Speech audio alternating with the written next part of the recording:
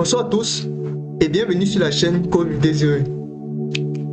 Mais aujourd'hui, nous allons essayer de créer une page de connexion et une page d'accueil. Et cela va nous permettre de pouvoir utiliser un mini projet pour pouvoir mieux appréhender les hooks qu'on a pu utiliser précédemment et pouvoir approfondir dans la connaissance du hooks, plus précisément le use effect. Sans toutefois plus tarder, nous allons entrer directement dans le vif du sujet. Mais avant cela, s'il vous plaît, n'oubliez pas de vous abonner, de liker, puis de partager. Si possible, laissez un commentaire. Sur ce, nous entrons directement dans le vif du sujet. Nous voilà de retour sur notre projet. Dans la dernière leçon, nous avons introduit les use effects. Ici, nous allons créer la page d'accueil et la page de connexion. Ce que nous allons faire déjà, nous allons effacer ce que nous avons fait la dernière fois. Nous allons tout effacer. Donc du coup, nous allons venir dans notre app.js. À ce niveau, nous allons tout effacer, ce qu'on a mis ici. On efface tout. On va venir dans notre src. À ce niveau, on va créer un composant. Le composant va porter en fait notre accueil, notre fichier accueil.js et notre fichier instruction.js. Donc nous allons créer notre composant. Et ce composant va prendre accueil.js.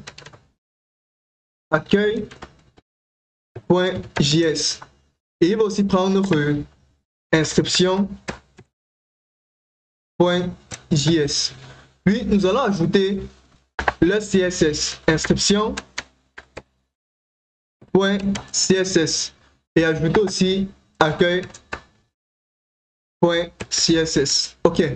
À ce niveau, nous sommes probablement bons. Nous allons maintenant essayer de connecter ces fichiers avec notre point d'entrée, qui est notre app.js. Donc du coup, nous allons importer.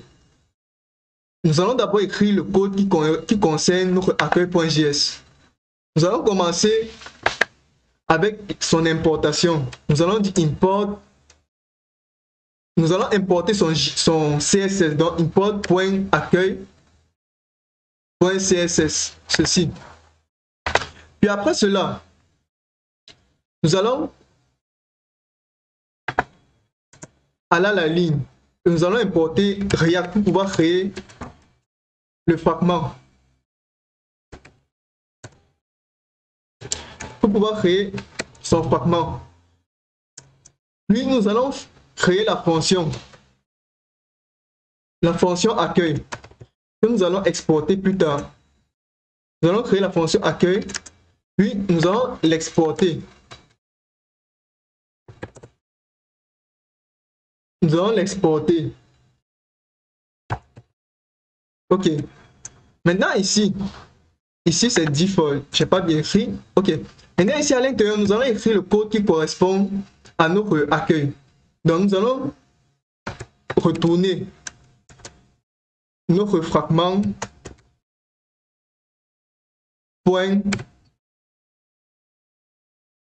c'est notre react.fragment. React.fragment, ok. Maintenant, nous allons venir ici à l'intérieur et écrire notre code. Nous allons venir créer notre div. À l'intérieur de cette div, nous allons donner un CSS qu'on va appeler class name. On va lui donner le nom de navbar. On lui donnera le nom de navbar. Puis, à l'intérieur, nous allons venir créer deux divs. La première div sera pour le côté gauche et la deuxième div sera pour le côté droit. À l'intérieur, nous allons donner aussi une classe que nous allons appeler class name. On va appeler cela partie 1. On va créer l'autre qu'on va appeler partie 2.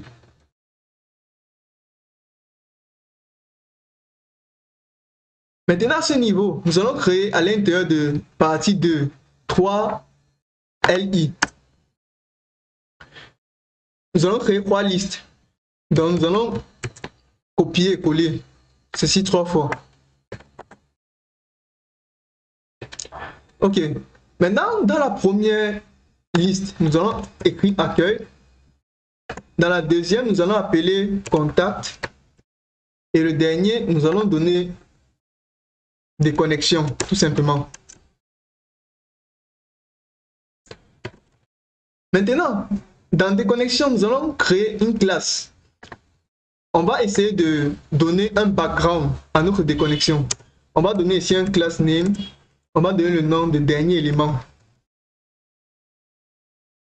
Le dernier élément. Ok. Puis, nous allons venir essayer de donner de la couleur à notre texte. Nous allons venir créer un H1 ici. Et ici, nous allons donner un style. Donc, nous allons donner un style ici. Nous allons donner une couleur de couleur. Nous donnons une couleur de noir. Il doit être dans les crochets. Ok. Puis, nous allons donner le texte ici des connexions. Non, nous allons dire ici connexion avec succès. Ok. Ici, nous allons ajouter, nous allons donner ici margin left de 35%. Puis nous allons donner un margin top.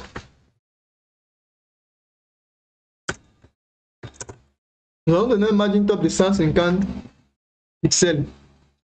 Ok. Et nous avons exporté notre fichier. Maintenant, ce que nous allons faire, ici c'est pas fragment. On va effacer ceci pour l'instant. Ok. On va venir dans son CSS. Le navbar, on va commencer par le navbar. On copie notre navbar. On vient dans accueil.css. On met un point, on met notre et on colle. Puis à ce niveau, on va donner un display flex. Déjà, il faudrait déjà que dans notre code, qu'on essaie ou bien qu'on appelle ces fichiers dans notre app.js. Vu que c'est le point d'entrée de notre différents codes. Donc, dans le app.js à ce niveau, nous allons essayer d'importer. Nous allons commencer, vu qu'on travaille ici dans accueil, on va commencer d'abord par appeler accueil pour voir un peu le rendu. Donc ici on va dire import accueil. Oui, vous mettez ceci. Puis après cela, on va importer React from React. Puis après cela, nous allons essayer de... On va importer inscription après. Ou bien on peut importer inscription malgré qu'on n'a pas... Non, on va importer inscription après avoir exporté ce fichier. Maintenant, à ce niveau, ce que nous allons faire, nous allons créer sa fonction. Nous allons dire fonction app. Ici, on exporte. On exporte default app qui sera utilisé ici à ce niveau, à index.js. Le voici ici. Le voici ici. On revient sur notre app et à ce niveau, nous allons maintenant essayer de mettre le code à l'intérieur. Ici, nous allons tout d'abord mettre les deux, mettre accueil pour voir un peu comment il agit. Nous allons mettre notre accueil ici et fermer. Nous allons venir sur notre navigateur. On nous affiche, ok. Et il y a les problèmes, vu qu'on n'a pas terminé avec notre CSS sur accueil.css. On va mettre tout ceci en commentaire. On va essayer de voir comment il s'affiche. On va venir sur notre navigateur. On va venir sur app.js. On n'a pas mis notre return. C'est pour ça qu'il ne voit pas quelque chose. On coupe. On vient couper notre accueil et on le met à l'intérieur. Ok. On va venir relancer, voir. Vous voyez que voici comment il s'affiche. Mais le CSS n'a pas encore été géré. Donc du coup, nous allons venir sur notre partie. On voit déjà que ça affiche comme on le voulait. Donc nous allons venir sur notre partie du CSS de accueil.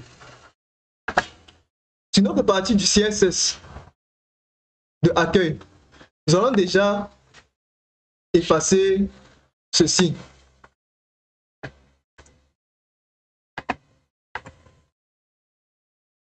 Et sur la partie de accueil.css,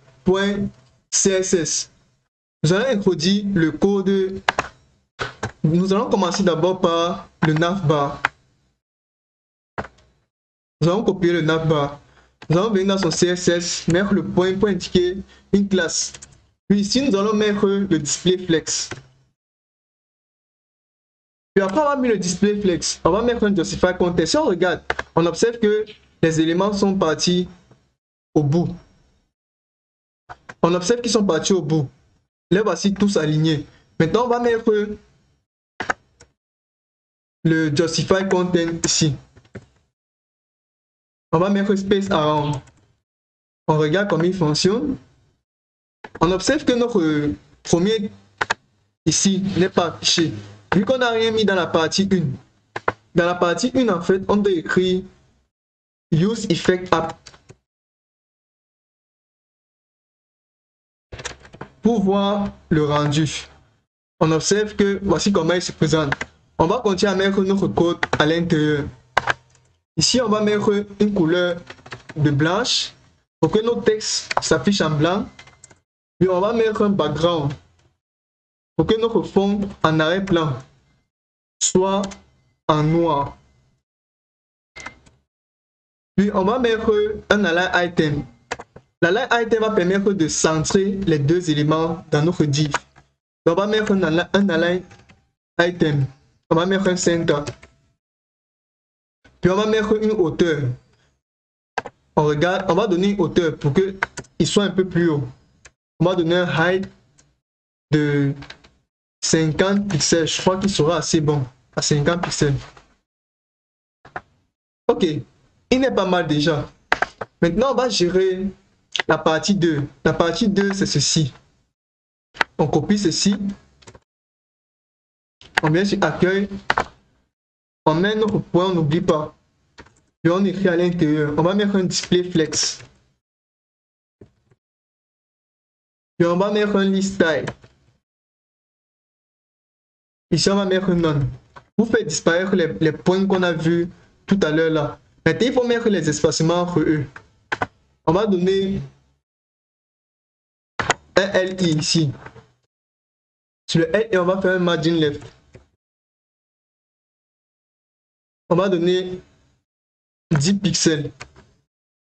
Comme ça, il y a l'espacement entre eux. C'est déjà pas mal. Puis on va faire point dernier élément. On va prendre notre dernier point ici. Le dernier élément. On copie. On vient sur accueil.css. On fait un point, on colle. On fait un point, on colle. Puis on vient écrire notre background en rouge. Pour que la couleur en fond d'écran sur notre déconnexion apparaisse. On va donner la couleur de rouge. Je crois que ça sera pas mal. Ok. Voici à quoi ressemble notre résultat sur notre accueil.js. Et ici affiche notre connexion lorsque on est entré dans cette zone. Maintenant, ce que nous allons faire, nous allons essayer de gérer les éléments qui correspondent à instruction.js. Donc du coup, nous allons revenir sur notre Visual Studio. À ce niveau, nous allons venir dans instruction.js. Vous allez écrire le code pour instruction.js. Déjà, nous allons venir copier. J'ai pas envie de recréer la même chose plusieurs fois. Donc, je vais venir juste recopier ceci. Je reviens dans instruction.js. Je colle. Puis ici, j'importe le instruction.css. Importe. Je mets le chemin instruction.css. À ce niveau, je viens maintenant créer ma classe. Cette façon de faire, au lieu de faire fonction, je préfère créer une fonction d'appel. On a déjà vu ça dans les notions précédentes. Ce que je m'apprête à faire, c'est la même chose que ce qu'on a fait pour notre accueil.js. Donc, je vais faire ceci, qui sera égal, je crée ma fonction. J'ai oublié l'égalité et une flèche. Maintenant ici, on va mettre notre return react.fragment. Et à l'intérieur, et à la fin, nous allons mettre comme d'habitude, on exporte notre fichier. On met inscription. Ici maintenant, on va venir écrire le code. On va créer notre formulaire. Pour notre formulaire, on va venir tout simplement à ce niveau et mettre notre class name pour pouvoir modifier la forme de notre forme. Donc ici on va donner le class name de formulaire. Puis à l'intérieur, nous allons créer des labels. Nous allons donner des labels. On va créer label form. Et ici, nous allons donner email. Et nous allons tout simplement fermer. On va copier ceci. Puis, on va coller. Puis, on va faire un input type. Ici, à l'intérieur, on va créer notre input type. Il est de type quoi? Il est de type email. On va donner un ID. On va donner l'ID de email tout simplement. Puis après cela, nous allons donner un class name. Le class name sera input email. Puis, nous allons mettre un break à la fin. Nous allons mettre un break. Ok, je pense que c'est pas déjà mal. On va venir terminer avec le input password. Puis il y aura le bouton. On va d'abord mettre le bouton. On va créer button. À l'aide, ici, nous allons mettre le type submit. Le type submit. Puis à l'intérieur ici, nous allons mettre un class name. Et le class name, nous allons mettre le bouton qu'on va modifier dans le CSS. Et là, on va mettre l'information pour mettre. Maintenant, nous allons venir gérer la dernière partie qui concernait, non pas ici, qui concernait à la fin. Là, on va mettre password. Et là, on va copier tout simplement ceci et modifier les informations. On va coller. Là, on va mettre des types password. Et l'email, l'ID sera tout simplement password. Et input. Là, on va mettre input password. Je pense que là, on est déjà pas mal. On va essayer de modifier son CSS. À l'intérieur du CSS, on va venir copier le formulaire ici. On le copie, on vient dans le formulaire, on met un point, on colle. Puis, il n'y a pas ceci. Ici, on va créer un background. Un background de black. Puis, nous allons créer une couleur.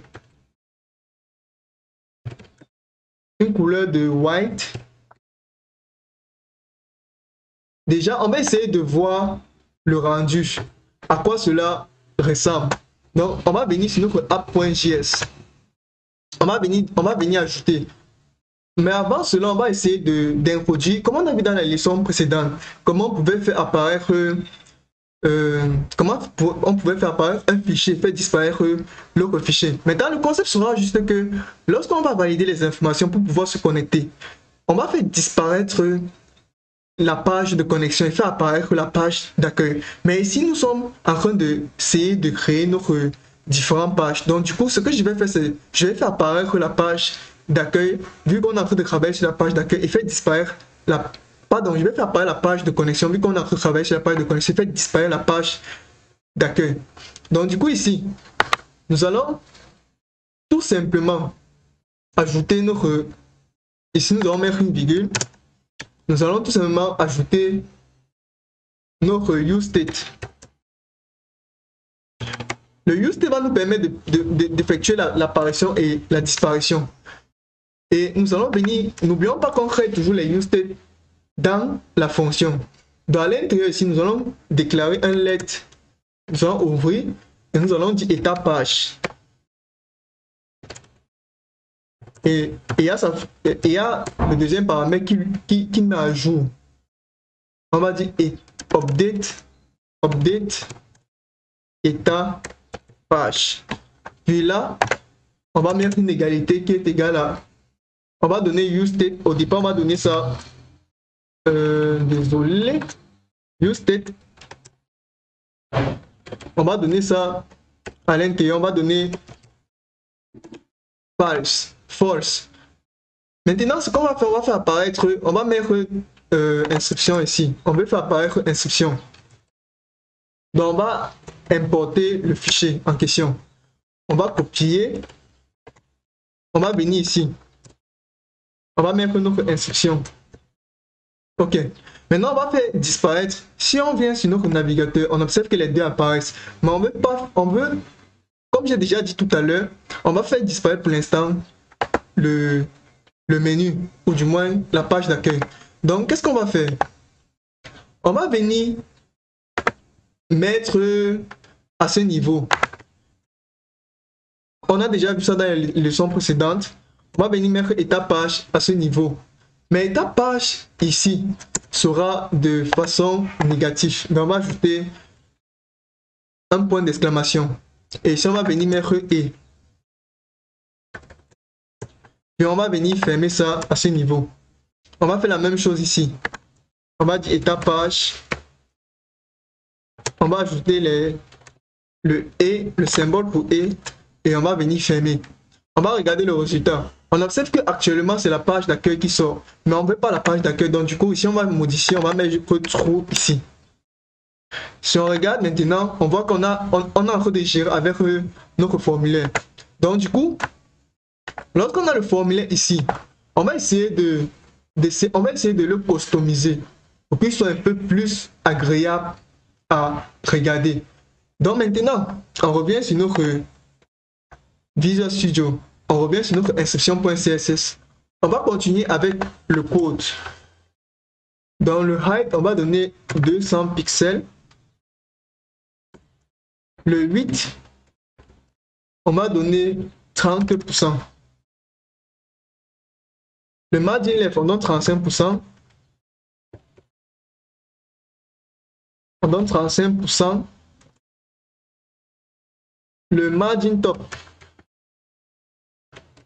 on va donner 800, on va donner 80 pixels. On va essayer de voir qui ressemble. Il est déjà pas mal, mais les informations n'apparaissent pas. Donc on va essayer de... Le texte n'apparaît pas. Donc on va venir sur notre inscription.js. On va ajouter du texte ici. Là on va mettre email 2 points. Et là on va mettre password 2 points. On va essayer de voir ce qu'il donne maintenant. Ok, il est déjà pas mal. On va essayer de venir modifier avec le CSS. À ce niveau, on va venir mettre .lbl on va revenir sur notre institution.js. Et sur notre institution.js, on va venir ajouter les classes name. Le premier class name sera ici. On n'a pas ajouté ici à ce niveau. On va donner un class name de LBL email. Et le deuxième, on va copier ceci. On va venir sur notre deuxième label à ce niveau. On va donner LBL password. Ok, on va revenir sur notre institution.css et venir écrire notre lbl.email qu'on va essayer de modifier. Ici, nous allons mettre la position relative à notre forme qu'on a représenté au milieu de notre page. Ici, on va donner relatif, comme on a dit. Puis, on va donner un top de 30 pixels. Puis, on va donner une décadence avec la gauche de 2 pixels, pardon, de 2%. On regarde à quoi ça ressemble et il a décalé. Ok. Maintenant, on va finir faire la même chose sur LBL password. On copie, on colle. On vient faire la même chose sur LBL password. À ce niveau, on va modifier la hauteur. On va donner ici 60% pixels, pardon. Et au niveau du décalage, on va laisser 2. On va essayer de voir à quoi ça ressemble. Ok, il est aussi pas mal. Donc maintenant, on va venir modifier le bouton. On va faire point bouton. À ce niveau, on va donner une position relative. Puis, on va donner une hauteur différente une distance de 100 pixels du haut. Puis, on va donner un left de 40% en fonction de notre formulaire. Puis on va donner une couleur de blue au texte qui se trouve à l'intérieur. On va essayer de voir à quoi il ressemble. Ok, il n'est pas aussi mal. On va venir maintenant attaquer nos inputs qu'on a créés ici. Nos inputs ici qu'on a créés. On va venir commencer d'abord par input email. On va copier. On vient sur notre CSS. On va mettre notre point et on colle. Puis, à ce niveau, on va écrire la position relative. On va tout simplement copier le premier qui est de 30%. Et on va modifier le left. On va ajouter. À ce niveau, on va donner un 13%. On regarde à quoi ça ressemble. Et il est pas mal. On vient modifier le deuxième. On va copier. On sait que c'est input password. Ok. Ici, on va venir mettre 7%. Et là, c'est 60 pixels. Là, on va venir mettre 7%. On regarde à quoi il ressemble. Ok. Il n'est pas aussi mal. On a pu créer notre interface de la page de connexion. Et si on vient ici sur notre app.js, on vient mettre la false,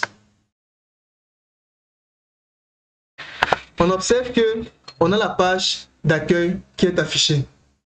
C'était tout pour ce tutoriel. S'il te plaît, n'oublie pas de t'abonner, de liker, puis de partager.